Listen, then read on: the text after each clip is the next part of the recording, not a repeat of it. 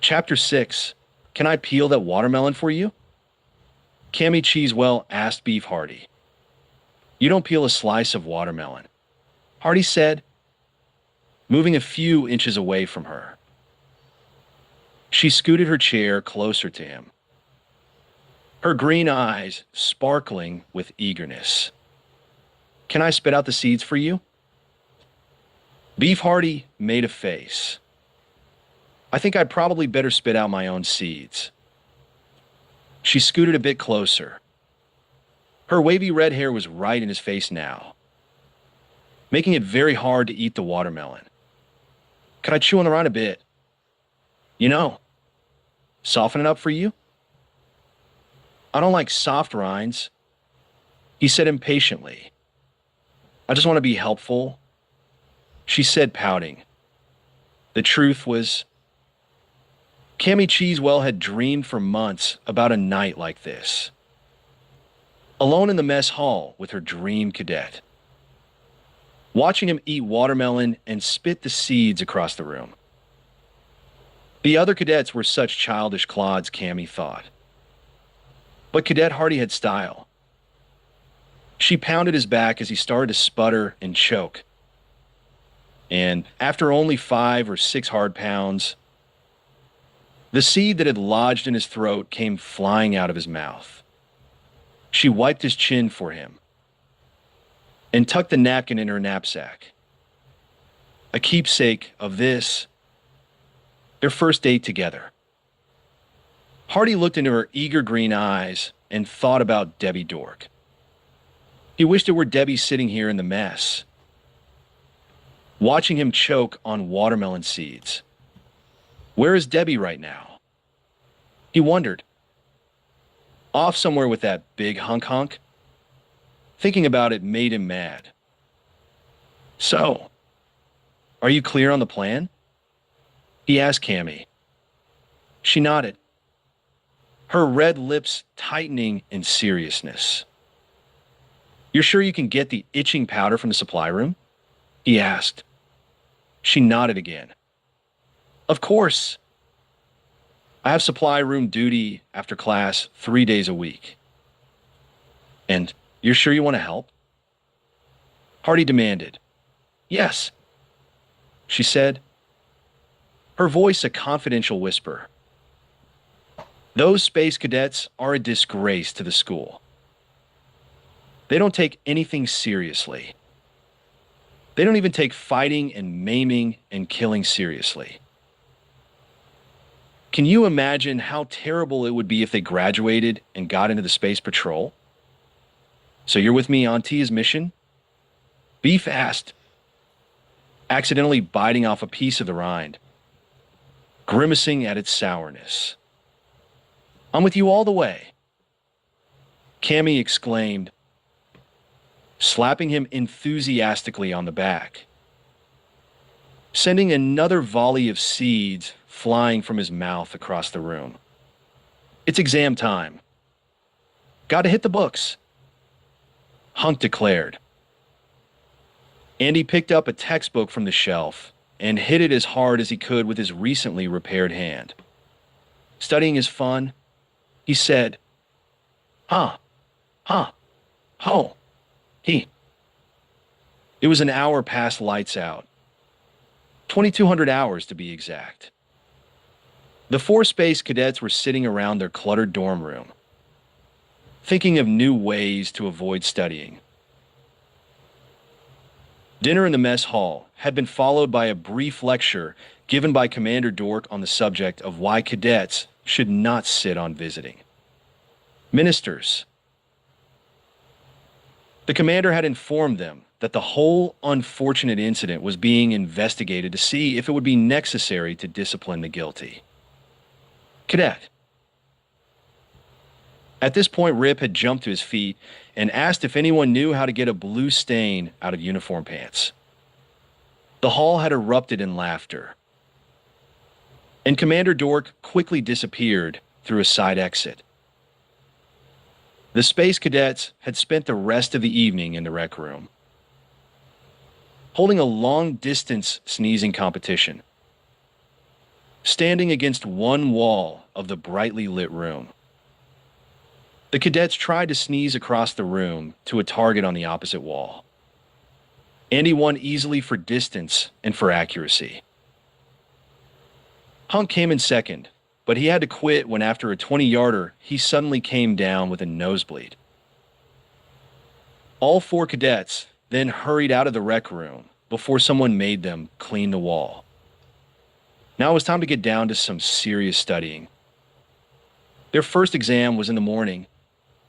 Hey, remember the time we had to take a physical and Shaky stayed up all night studying for his urine test? Hunk said, laughing. Rip and Andy laughed too. What's so funny about that? Shaky demanded. I passed it, didn't I? He walked over to the desk and pulled out his notebook, which was crammed with the notes he had taken in class. You guys are just jealous because I have notes to study and you don't. Hunk reached over and grabbed the notebook away from him. Now I have notes to study, he said. Shaky tried to grab them back, but Hunk tossed the notebook to Andy. Give those back, Shaky cried, tripping over a chair as he scrambled frantically to get it away from Andy. He made a wild grab, but Andy passed the notebook to Rip. The pass went high, and the notebook, some of its pages fluttering out, sailed over Rip's head and landed in the fish tank. No! Shaky cried. He lunged toward the fish tank, but Rip stuck a foot out, and Shaky went flying onto the carpet. Rip pulled the sopping, wet notes out of the tank. Pass him! Pass him! Hunk called. Get out for a long one!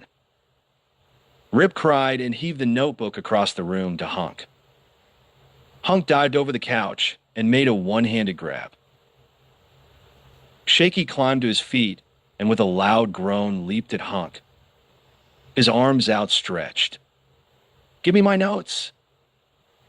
He grabbed the notebook and pulled. Hunk pulled too. They tore the notebook in two, the soaked pages falling to the floor. I've got him! Rip yelled. He dived for the pages, knocking the fish tank off its table. The tank shattered and a flood of water and goldfish rushed over the carpet. All 4 space cadets were scrambling around on the wet carpet, wrestling, splashing, laughing, tossing goldfish back and forth, tearing up the remains of Shaky's notes, all soaking wet. When Debbie Dork knocked on the door and quickly stepped into the room. What on earth are you guys doing? She asked. Oh, well, we're studying, Hunk told her. Commander Dork tightened the belt on his maroon bathrobe as he stepped out into the dimly lit corridor. Even though it was the middle of the night, several hours after lights out, he looked both ways to make sure no one was watching. Why am I sneaking around like this? He asked himself. I am the commanding officer here after all. Try not to make a sound. He turned the corner, his fuzzy blue bedroom slippers padding silently as he cautiously made his way toward the kitchen. He knew very well why he was sneaking around. He was sneaking around because he didn't want to be caught by Carmela Flan, the school cook. Carmela Flan, commander of the kitchen. Carmela Flan. Even her name sounded delicious to Commander Dork. But even more delicious than her name was her cherry rhubarb pie. The headmaster could not resist her cherry rhubarb pie. He thought about it constantly while reading the morning orders, while instructing his staff, while sitting at his desk staring up at the ceiling. He even dreamed about it. And on some nights, Nights like this one, he wasn't content just to think about the pie of his dreams. He had to have a slice. Or 4. The only problem was that Carmela Flan was very protective of her pies. She had rules for her kitchen. And one of the rules at the top of her list was that no pies should be disturbed in the middle of the night by anyone. Not even pie crazed Space Academy headmasters. Carmela Flan protected her cherry rhubarb pies as if they were gold bullion. She would have padlocked each pie if it were possible to padlock pie. To put it in food terms, Carmela Flan was one tough cookie. Her name might sound soft and custardy, but Carmela was as hard as Dutch pretzels. Which is why the commander of the Interplanetary Space Academy was creeping down the hall to the kitchen on tiptoe in his fuzzy slippers, stopping to glance nervously behind him at each turn in the corridor. Then taking a deep breath, he pushed open the kitchen door cautiously and stepped inside without turning on a light. A small night light cast a narrow cone of yellow light down on the floor beside the massive metal refrigerator. But Commander Dork didn't need to see. His feet knew the way to the pie pantry. I can taste it already, he thought. The sweet soft cherries. The tangy tartness of the rhubarb. The dark syrupy filling. The butter-like crust so firm, yet so flaky. Even in the darkness, it took the commander only a few seconds to locate a cherry rhubarb on the shelf full of pies and pull it into his arms. A few seconds after that, he had found a fork in the silverware bin against the wall. A few seconds after that, he was noisily, greedily, gleefully satisfying his mad pie desire in the darkness. Forkful followed forkful. It was even more delicious than he had remembered. Were there tears in his eyes? Yes, of course. He was a sensitive man. Sensitive to the work of a true pie artist. When I retire after this semester, he thought, gulping down a huge, delicious hunk without taking the time to chew, I'll have to take Carmela Flan with me. Yes. Why hadn't he thought of it before? He would ask Carmela Flan to marry him. And then the two of them would retire from the academy, go off to a quiet planet to bake and eat endless cherry rhubarb pies together in wedded bliss. The headmaster was still planning and gobbling. Gobbling and planning when the kitchen lights suddenly clicked on. He continued to chew, squinting against the brightness to see who had entered.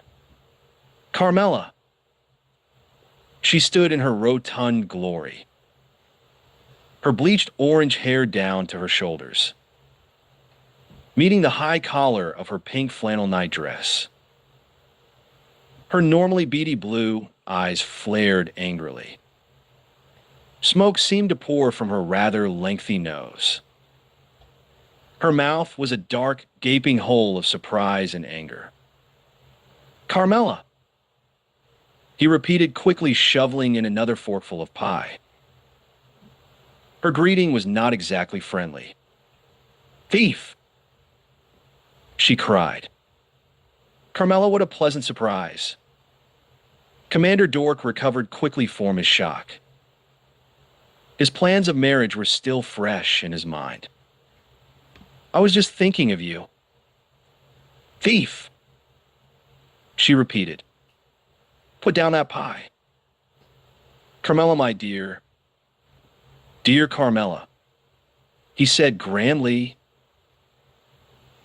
holding on tightly to the beloved pie, although it was already half-eaten. Carmela, do not be angry with me. I have something to say to you. Something important.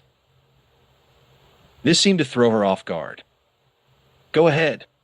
Speak. She still glared at him with fury. Commander Dork decided to tell her what was in his heart, to tell her of his feeling for her and her pies, of his plans to retire with her and go off somewhere where she could bake hundreds of pies for him in peaceful wedded bliss. He opened his mouth to tell her all of this, but instead of the golden words he had planned, what first came out was a thunderous stomach-quaking, ear-splitting burp, whereupon Carmela Fland uttered a cry of rage, hoisted up an enormous bronze frying pan, and began swinging it wildly in front of her. Commander Dork wisely gave up any further attempts at proposing and fled for his life.